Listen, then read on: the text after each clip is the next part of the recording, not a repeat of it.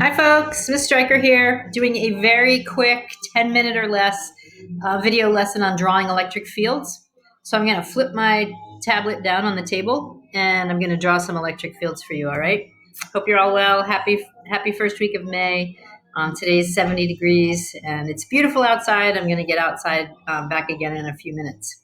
So I want to get this ready to post. So I'm going to do that now. All right. So let's get rid of my face. Flip this down. Sorry for the extra noise, and you probably hear my radio in the background. All right, there we go. So last week I tried to describe to you the idea of electric field as the region around a charge that affects other positive charges. And so let's just draw a positive charge and imagine what would happen if I put another positive charge nearby it. Well, it would be pushed away, right? So if I put a little test charge near this positive charge, no matter where I put it, it's going to be pushed away. And the only way it's going to feel absolutely nothing is if it's infinitely far away. And so this is the direction of the electric field. And, this charge might be 1 coulomb, or maybe it's 1 nanocoulomb or 1 microcoulomb.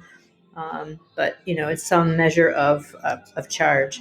So what happens if I put twice the charge? If this is one plus sign, what if I have a charge in the middle of 2 pluses, right?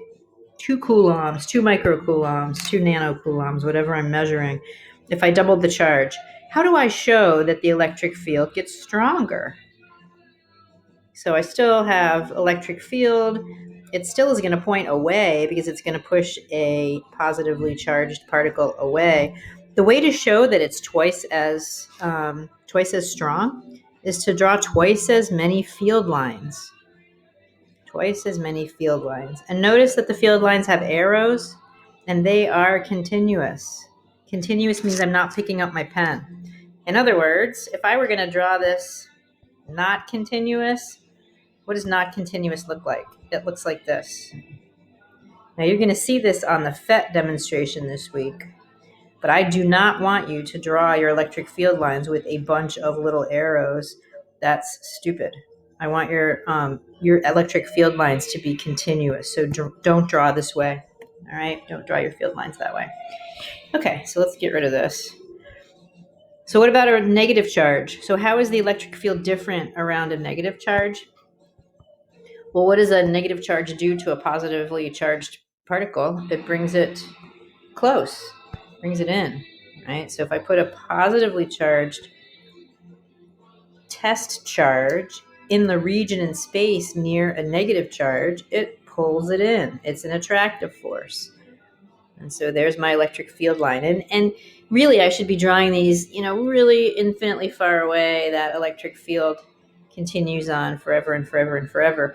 If you notice the sort of the density of the field lines, notice how the field lines are closer together here than they are here, right? And they're even weaker way out here. So how close the field lines are tells you something about how strong the electric field is. And again, if I put 2 negative charges here, I would need to draw twice as many electric field lines. And that's how I show the strength of the electric field, is how close the lines are. Together. All right. When they're very close together, it's a strong electric field. So these are not constant electric fields. They're getting weaker as you go away from them.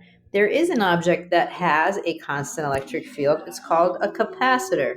So if I take 2 parallel metal plates, like 2 pieces of foil, and I put them really close to each other, and I connect them to a battery. Here's my battery. There's a little nubby thing on the top. The nubby thing is the positive side of the battery. What do I do if I create that arrangement? I end up putting positive charges up here on the top plate, negative charges on the bottom plate, and that is precisely because the top plate is connected to the positive side of the battery, and the negative plate is connected to the negative side of the battery, and there's just air in between. And in between these plates, that's really the only place where we get a constant electric field. These electric field lines are not farther apart as you go farther away. They're pretty much the same distance.